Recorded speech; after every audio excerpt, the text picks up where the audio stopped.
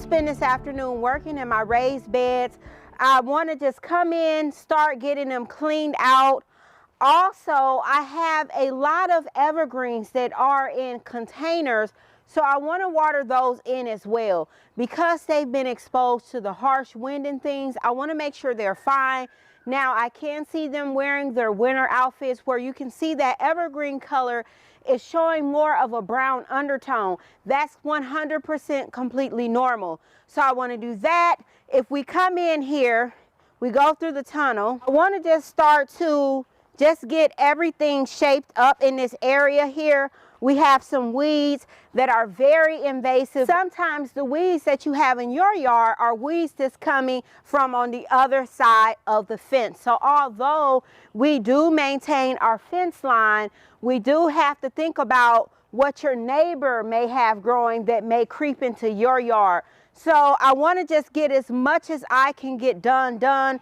We are expecting some rain later on today. I think I might have enough time to get everything done. If not, we'll pivot to the next activity. Also, over here, I want to plant up an arrangement that is one of the things that I always like to do, especially in the wintertime where you might not go in and plant up a completely full spread of plants during this season because, hey, let's all face it, the weather may be beautiful for the next 10 days and then on that 11th day, you get hit with a total storm. So I want to get this off the table, get something nicer in its place. Have some plants already sitting out at another area. I think we will start out by planting up the arrangement and then we'll start to work on this area here. So let's get started. Because I don't want to do anything over the top, initially I was thinking about doing something like this, where we don't have to worry about if we have those temperatures that drop below 20 degrees, we're losing a lot of plants.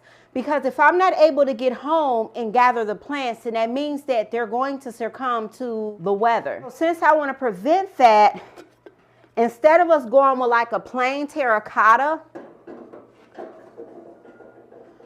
we can dress it up a little bit more with going with a container like this, but we can add things to it to make it go over the top. So we're only just going to be using one plant instead of going over the top and using a lot of plants and using so much of our budget here. And we're going to grab a saucer to match it.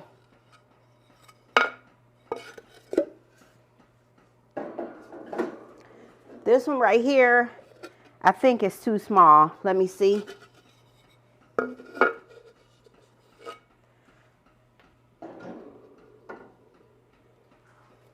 Yeah, see, I can just look at that and tell that's way too small. Now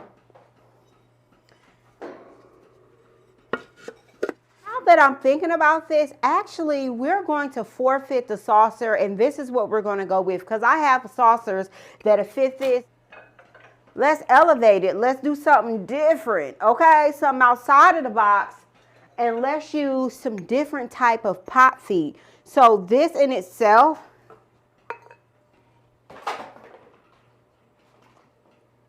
one of the things that I love to do is when I'm working with containers and things, I love to make sure if I can find different type of available accessories for my containers and things, I like to get them. So any type of saucers, any type of pot feed, any type of obelisk, I just always love to use those because they really speak and just give the container such movement and such feel. So let's go ahead, let's grab these and let's head outside. I gathered the container that we're going to be using. Now, I had this Hellebores soaking a little bit earlier, so I went ahead and I took it out of its container. But let's just plant this up. I think this container should be the right size to where we're not going to need any type of extra soil on here. And it is an absolute 100% perfect fit. All right, so it is a bit of a gap here around the sides. and at the bottom. So what we'll do is I'll add a little bit more soil in here just to raise the level up. And then we'll pop this inside. See how it fits in there better?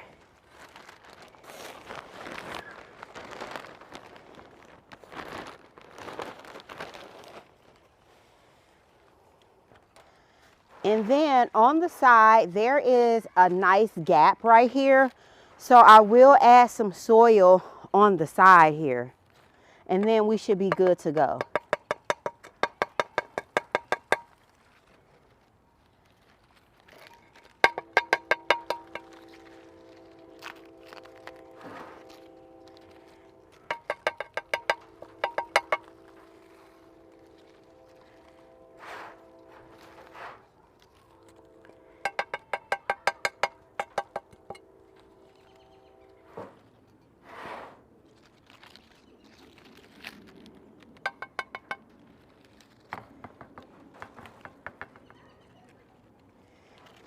All right, so everything is in here. It looks absolutely well. There is one leaf that I have to cut back on my hellebore here, so I'll snip that off real quick. So I just take this and then I compost it, and I don't see anything else. Since I soaked this root ball really well, I am not going to go in and give it any additional water right now, because too much water is too bad. But you want to just have just enough water to make sure whatever winds come through, your plants that you put out around this time are able to deal with that. So we'll go ahead and get the hellebore in its place.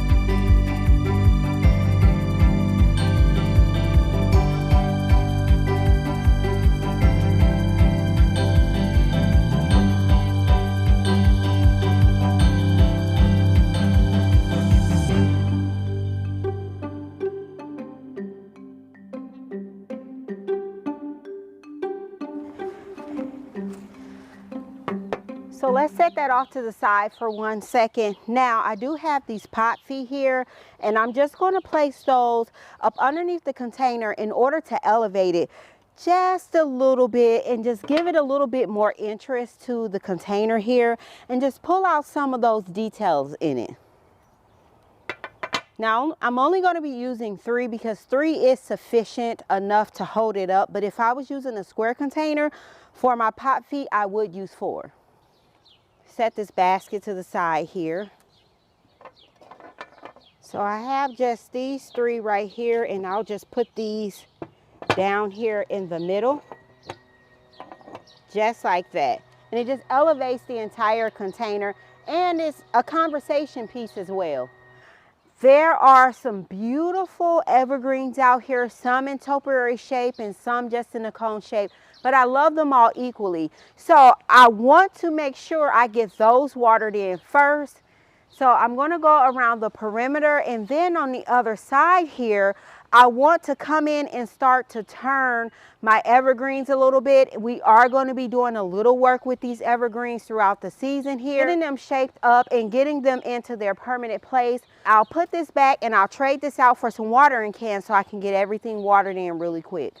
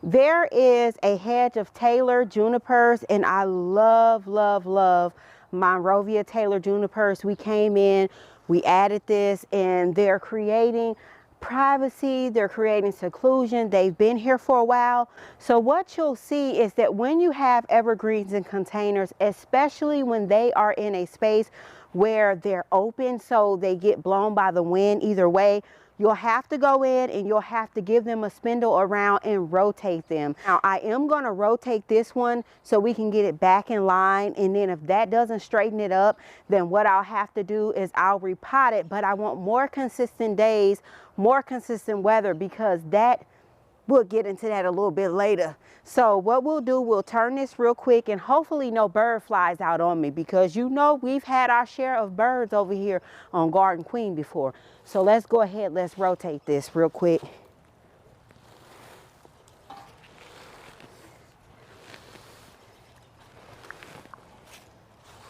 Okay, so that did, actually, this is the problem, it's unlevel. So I'll kick some dirt up underneath this pot real quick to level it out. Okay.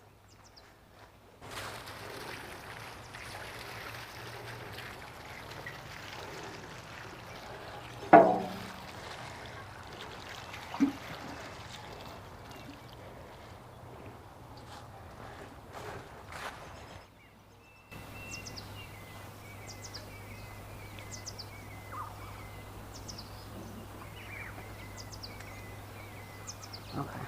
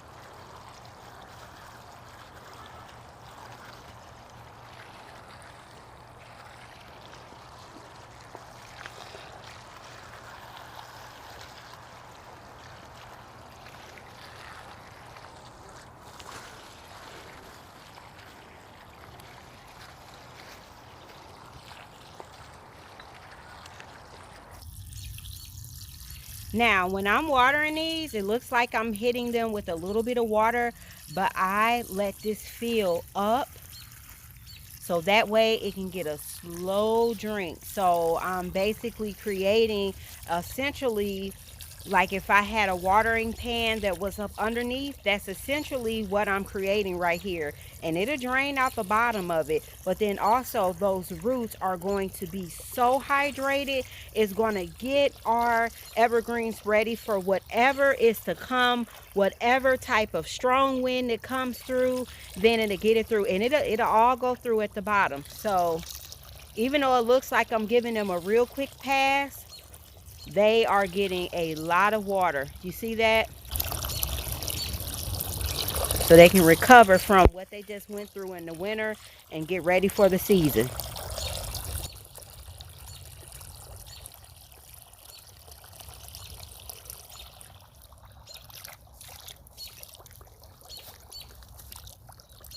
Now you see those bubbles? That's how you know it's draining. And it doesn't take long. All in the back, you can see bubbles.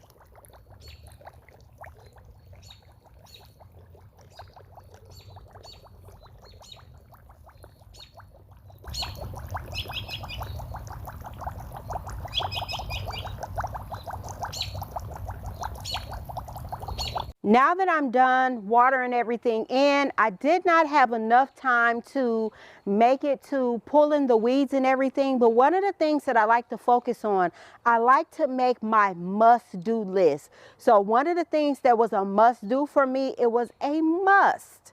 It was a must that I got the old container that was right here on this table, that I pulled that up. It was a must that I watered my evergreens in this area, and I got those things accomplished. So for me, even though I didn't get to the weeds, even though I didn't get to the leaves, it was a perfect day for me. Kind of watching the progress of our seedlings. So we're going to run in and we are going to check in on some seedlings that we've all been waiting, or at least I have been waiting patiently, or impatiently rather, for them to go ahead and sprout. So let's check on those.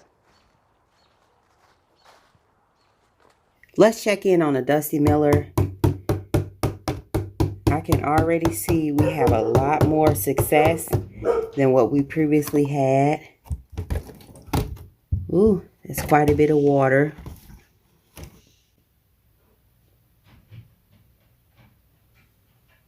And we have pretty good germination. We have some blocks, like this one right here, look like it may have dried out. That's okay, because we have enough, and if we need more, we can start more. Just cleaning this down a bit to elevate this container and just push it a little bit more over the top.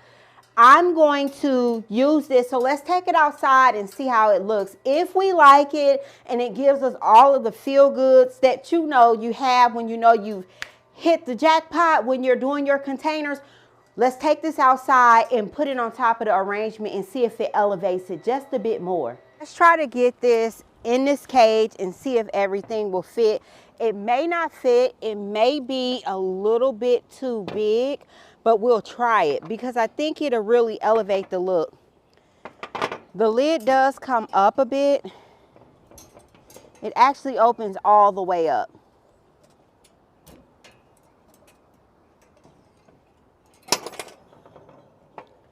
Okay, so I'm still going to use my pot feet here.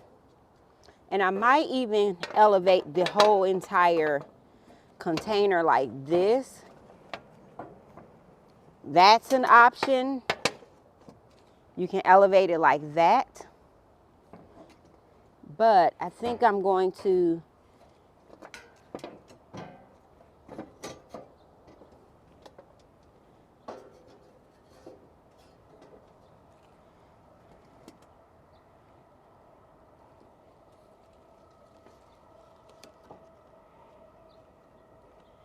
nope, not going to work with the pot feet.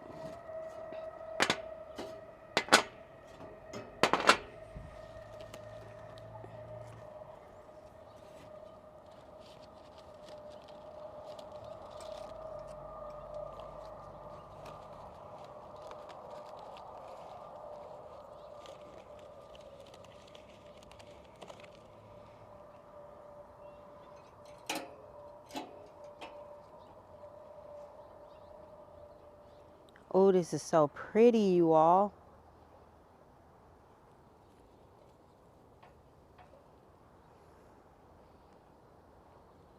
Oh, this is gorgeous.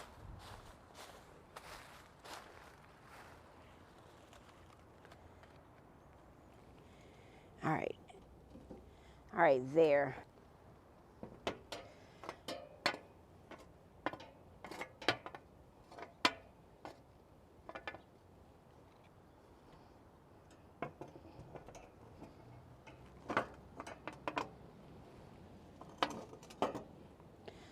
I love it.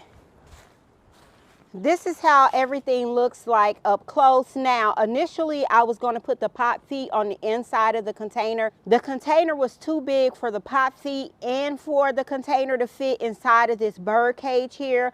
As an alternative, in order to take the look over the top, in order to make it just, you know, elevate it and do a little bit more, I took the terracotta pot feet and I set the terracotta pot feet on the outside. Now, I do have some green pot feet that I could have used, but I wanted to stick more with the terracotta, so that way it's almost like an echo and it gives some division. It adds more interest to the eye. And that would be so cliche for us to come in with the green, so we just did it a little bit different. And I really feel like even though it's one plant, we're still getting so much more interest than if we would have just stuck this hellebore inside of a plain terracotta pot.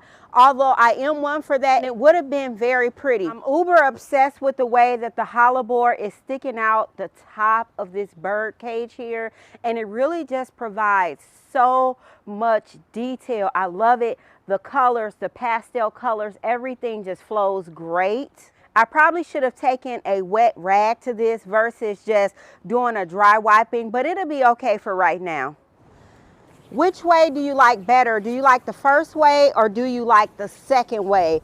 And I don't know about you, but during this time of the year, my hands get extremely dry when I'm out here working in the elements. So what I do is when I'm out here working with plants and different things, I just let them go ahead and be dry, because sometimes the oils that we have on our hands can be detrimental to our plants.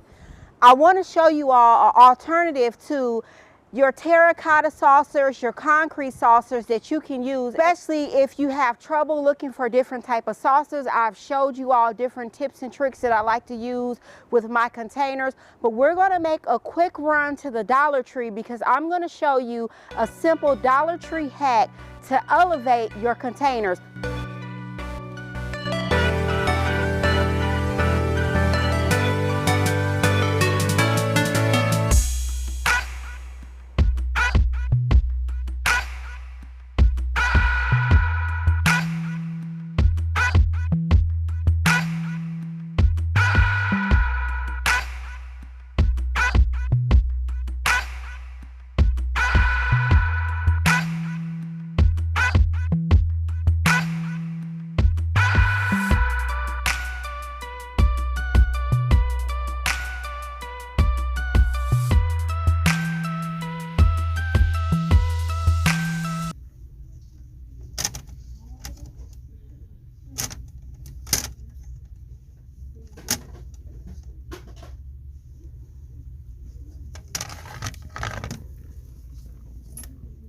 I have the charger plates from the Dollar Tree, and so the reason why I like to use charger plates in some instances is because when you are placing an arrangement, now I could have went in, I could have used a brown container, I could have used the cream container, but I wanted my container to be more muted because this room, it's using a lot of dark, deep, bold colors. We're going to give it more of an elegant feel, and we're going to elevate this arrangement. Now, it looks good right now with just the container sitting on top of the stand, but if we use this charger plate, it's going to elevate it because it's going to bring out the gold here, the gold in the pillows that we have here. Elevate this.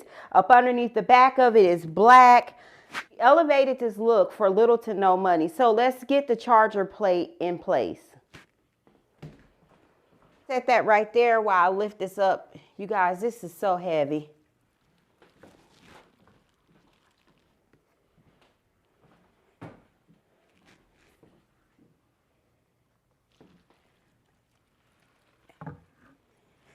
And it fits right on here perfect, you guys. How cute is that?